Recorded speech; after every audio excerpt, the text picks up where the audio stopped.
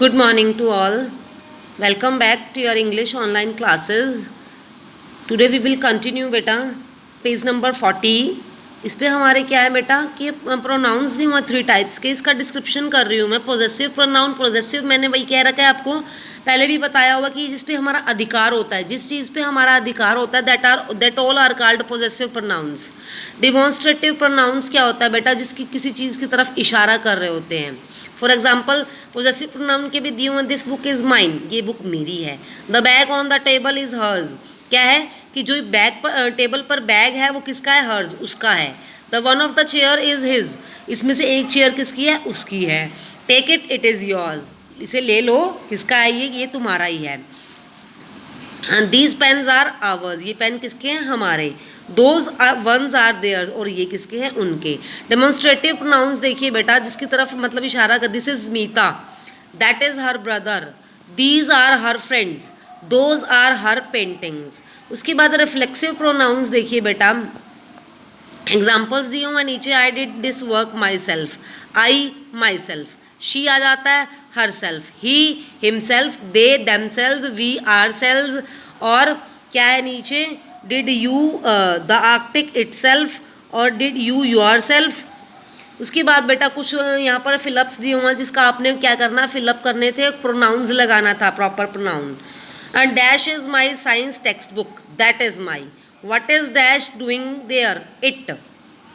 I made dash a sandwich, I made myself a sandwich for lunch, myself. I dash, I was not as nice, it was not as nice as my mom makes. क्या मतलब, जिस प्रकार से मेरी मम्मा बनाती है उस प्रकार से तो अच्छा नहीं था. इसी प्रकार से बेटा ये आपको प्रोनाउन भरने थे.